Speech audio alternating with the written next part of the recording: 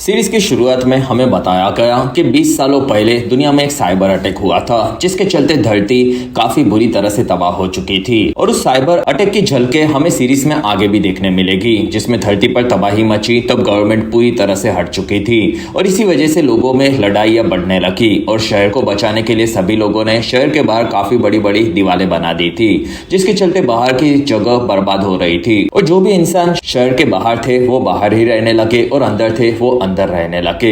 और उन सभी लोगों के बीच में कुछ लेजेंड्स भी होते थे जो कि अलग अलग शहरों में सामान को डिलीवर करने का काम अपनी कार में करते थे और उन लोगों को मिल्क्समैन कहा जाता था, जिसमें बाहर की खूंखार दुनिया में मिल्क्समैन को भी अपनी कार को गन से अपग्रेड करना पड़ता था क्योंकि बाहर का खतरा काफी ज्यादा था। फिर हमें हमारा सस्ता और काला कैप्टन अमेरिका जॉन नजर आया, जो कि रास्ते में हमला करने वाले गुंडों से बचने के लिए एक मॉल में घुसा था और वो गुंडे उस पर गोलियां चला रहे थे। फिर वहां से जॉन आगे बढ़ा और जॉन ने गुंडों को चकमा देकर उनकी कार को बर्बाद कर दिया। फिर जॉन आगे बढ़कर एक कैंकस सिटी के पास पहुंचा और वहां पर गार्ड्स ने उसे पकड़ लिया। तब जॉन ने उसका मिल्कमैन का कार्ड दिखाया, जिसमें उसी कार्ड से उन्हें बुरा नहीं समझा जाता था।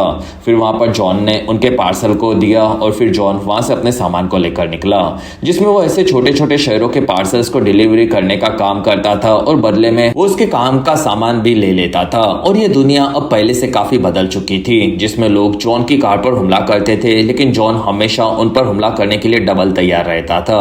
फिर एक दिन जॉन हल्का हो रहा था, वहां पर दो भाई बहनों ने उसकी कार को चुराने का ट्राई किया। तब जॉन ने उन पर गोलियां चलाई और उनमें से डैनी नाम की लड़की उसकी कटी हुई उंगली की जगह पर मिडिल फिंगर दिखाकर वहां से निकल गई। रात होने पर जॉन अकेला बैठा था, वहां पर उसने अपने फैमिली फोटो को देखा। फिर वो कहता है कि बचपन में तो मैं काफी क्यूट था और उसे पास्ट के बारे में फोटो को छोड़कर कोई भी चीज याद नहीं थी और इसी वजह से जॉन काफी परेशान था।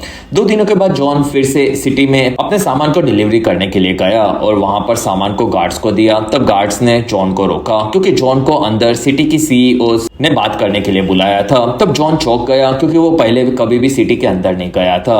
और फिर जॉन ने सबसे पहले आकर अपनी कार को पार्क किया और फिर जॉन को नहलाकर साफ कर दिया गया और उसे नए कपड़े पहनाकर सीईओ रेवन के सामने लाया गया। फिर रेवन बाहर के बारे में जानना चाहती थी। तब जॉन हंसने लगा और वो कहता है कि बाहर की दुनिया में तो काफी ज्यादा खतरा है, लेकिन तुम मुझसे मिलना चाहती हो तो तुम्हें कोई बड़ा सामान डिलीवर करवाना होगा।